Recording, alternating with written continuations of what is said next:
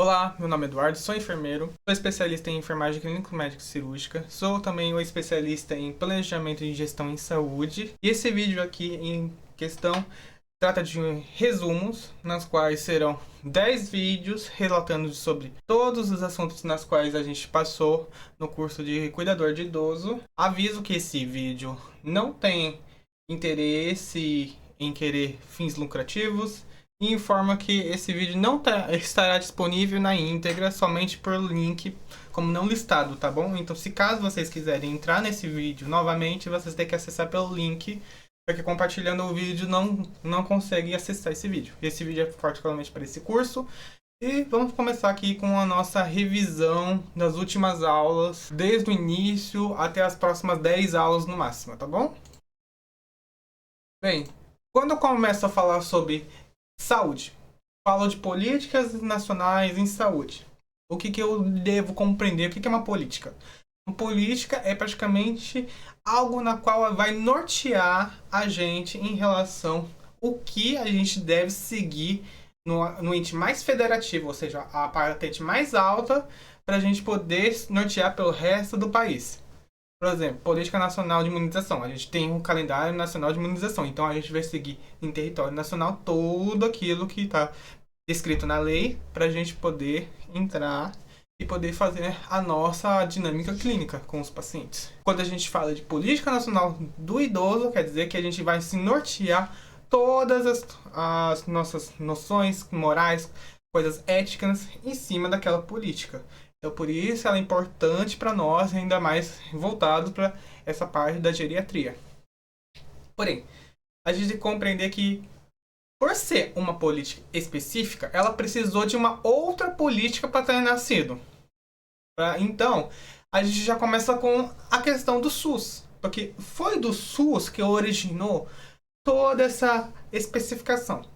Ela foi praticamente a plantinha que germinou e fez todo o jardim. Então, só para introduzir um pouco desse conceito. O que é saúde?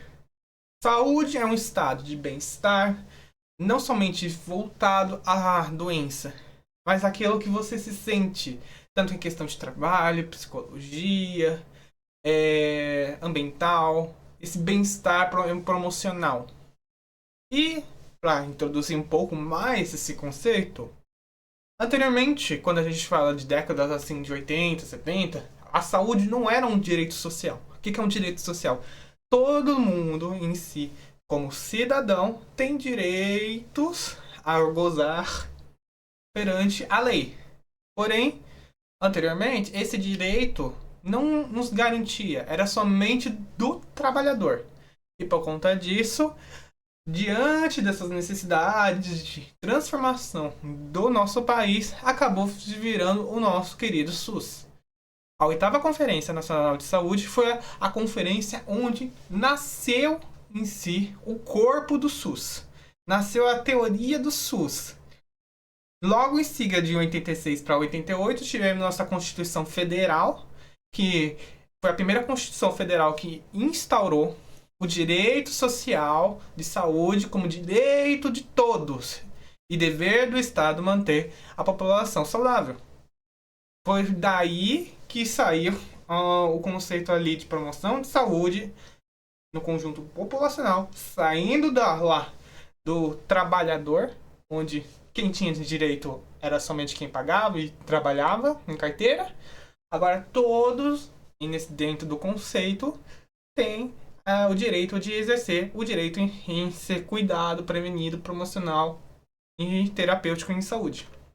Já que eu falei um pouco da questão do SUS, a gente tem que saber que na questão do SUS a gente também tem que se nortear que está sempre em constantes evoluções. Não somente as políticas que já foram lá de 94 vão ficar instauradas até o dia de hoje, sempre tem alguma atualização. Por exemplo, a Política Nacional de Saúde do Idoso foi promulgada em 94, depois regulamentada em 96. Aí sempre teve alguma alteração, atualização, sempre que for possível, for, digamos, melhorando os textos, os artigos, para atuar dentro da nossa necessidade. Por exemplo, o SUS não é perfeito. O SUS tem os seus problemas em questão de gestão. E por conta disso, os problemas que aparecem dentro da nossa sociedade, eles são sempre avaliados dentro das comissões, conferências. E, diante disso, onde aparecia um problema importante, o Pacto de Saúde também foi uma política pública na qual foi voltada às necessidades do brasileiro, os principais problemas dentro da questão da gestão do SUS. E uma dessas necessidades é reformar implantar a Política Nacional da Pessoa Idosa, que também, teve essa atualização em 2006. Mas falando somente voltado para a questão da saúde do idoso. Saúde do idoso. Os direitos, os deveres, a promulgação. O que o idoso tem? O idoso, diante do Estatuto do Idoso, na Lei 10.741 de 2003, o idoso tem direito ao quê? Direito à vida, à alimentação, à liberdade, à saúde, ao respeito, à convivência e à dignidade. Todo isso, esses fatores em si, todos esses princípios é os que norteiam dentro do Estatuto do Idoso e que é uma coisa que talvez vocês precisam decorar quando se trata de quesito de concurso público, alguma coisa mais voltada à questão da geriatria, tá? Voltando lá para 94, eu peguei uma foto aqui da primeira conferência que teve a participação popular e que teve a primeira intenção de sair de um sistema que fosse somente integrado à terapêutica para assistência voltada à promoção e prevenção em saúde. Voltando em 94, estamos falando de direitos sociais do idoso. O idoso deve ter sua autonomia, tem que ter sua integração, tem que precisar participar da sociedade. O idoso ele precisa ter mais ou menos uns critérios para ser considerado idoso. Tudo que for descrito naquele artigo, até os conceitos de hoje, eles são aplicados. Lógico, tem conceitos nas quais, específicos, de violência doméstica, violências específicas que acontecem nos decorrer dos anos, dependendo da incidência, que sempre vão ser atualizados dentro desses textos. E eu acho que, embora eles sejam complicados para a leitura, você conseguindo ler várias vezes, você consegue dominar o assunto e conseguir, decorar essas informações.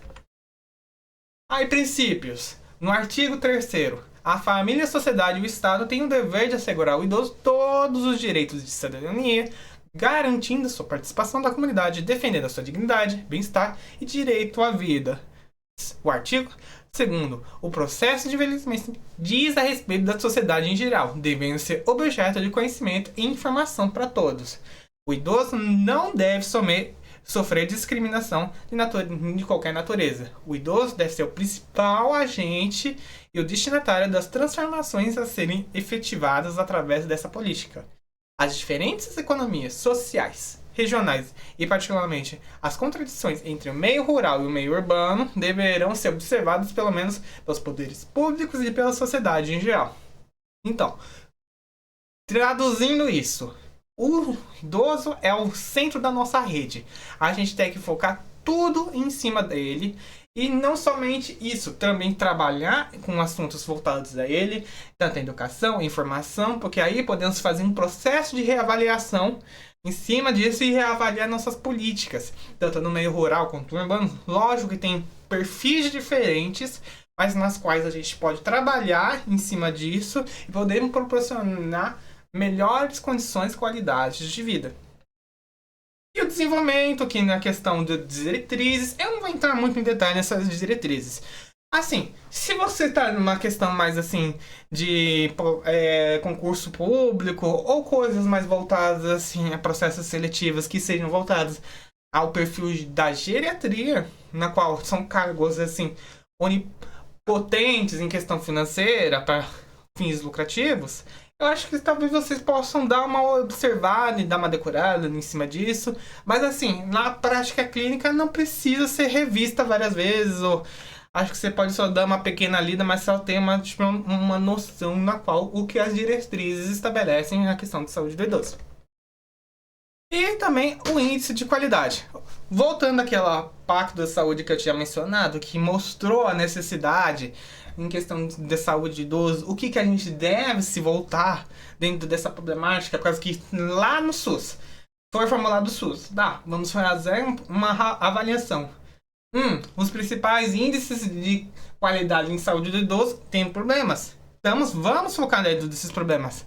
Aí o Pacto da Saúde, que é uma das políticas públicas também mais importantes dentro da área de saúde, voltou a esses cuidados em si, voltou à necessidade da gente querer poder implementar melhorias no sistema para melhorar esses índices de qualidade. Esses déficits de atendimento e esses déficits nas quais estamos promovendo dentro da saúde para a gente poder melhorar a assistência e melhorar a qualidade de vida da população idosa.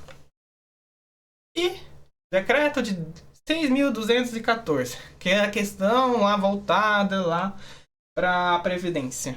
Porque anteriormente o INSS, como podemos dizer, ele era voltado assim, tipo, para uma avaliação voltada ao trabalhador. Quem poderia se aposentar somente era o trabalhador em si, apresentando a carteira, seu registro, tudo mais, componentes na quais precisa de requisitos. Se não cumprisse esses requisitos, não poderia ter direito da Previdência Social.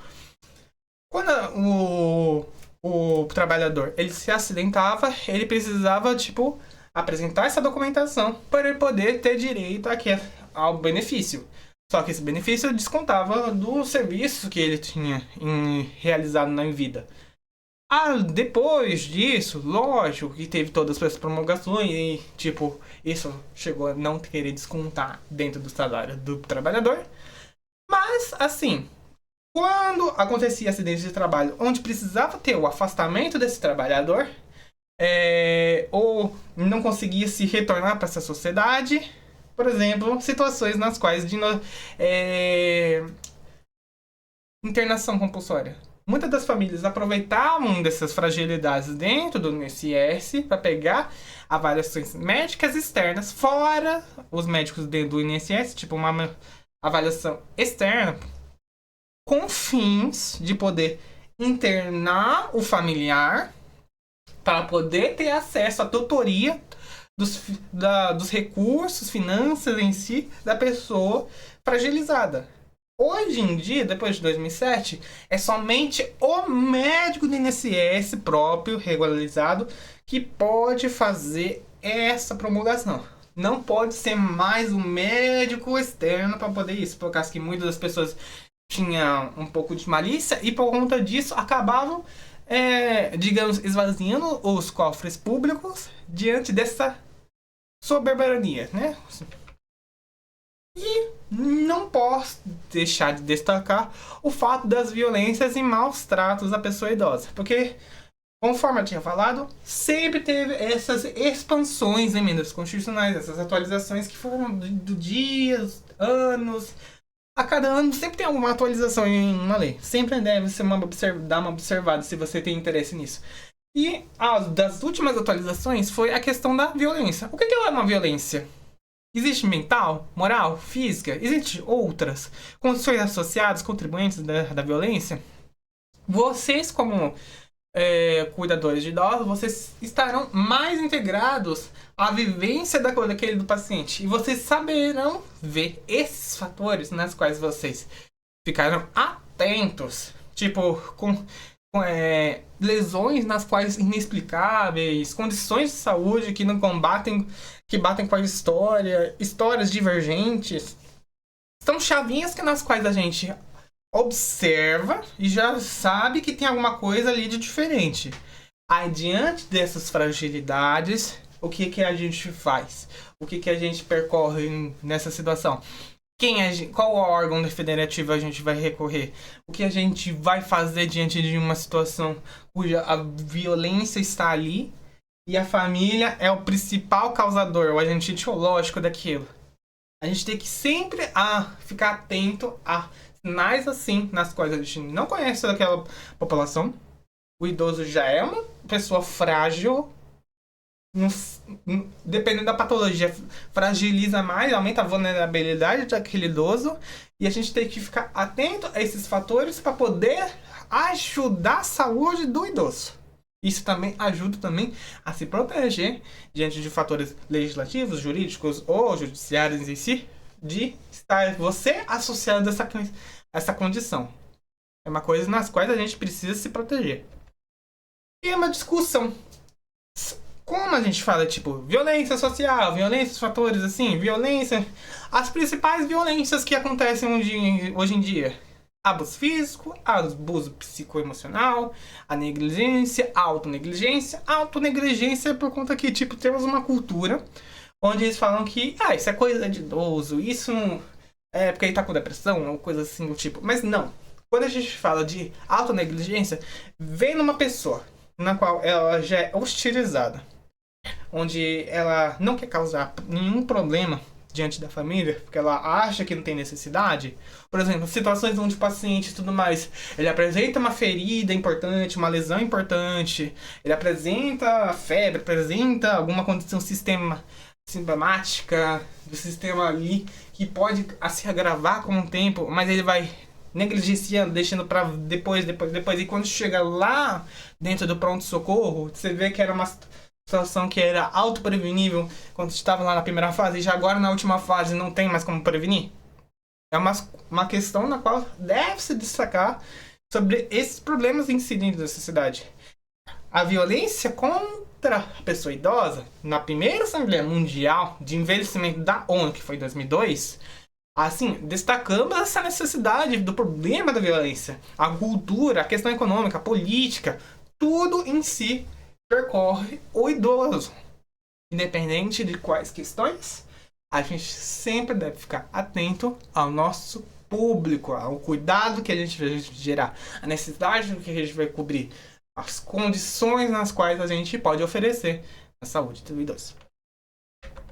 Bem, acho que é isso, né? Eu já fiz aqui o negócio do resumo da Política Nacional do Idoso. Lógico, vai ter os princípios do SUS nas quais vocês vão precisar decorar, né? Que são os 6 princípios do SUS. Para vocês são 6 princípios, agora voltados para a graduação, pós-graduação, são 15 princípios, mas isso não é para vocês, tá? Bem, são 6 princípios para vocês nas quais vocês precisam decorar. Diante disso, então, hierarquização e descentralização, que estão no mesmo patamar, tá bom? Só para deixar avisado. A universalização, que é o direito ao acesso a todos os serviços de saúde. A integralidade da assistência, para a gente acompanhar a vida inteira do paciente. A equidade, oferecer a quem mais precisa os recursos. Igualdade, oferecer para todos os mesmos recursos, independente da sua necessidade. E eu acho que eu tenho mais uma. Eu esqueci, mas isso vai ficar em questão para vocês lembrarem, tá bom? Mas é isso, gente. Esse aqui foi o resumo da aula. Espero ter ajudado vocês. Lembrando, esse vídeo não poderá ser disponibilizado publicamente, vai ficar como não listado, ou seja, para acessar esse vídeo somente pelo link. Muito obrigado por quem assistiu e nos vemos na nossa próxima revisão.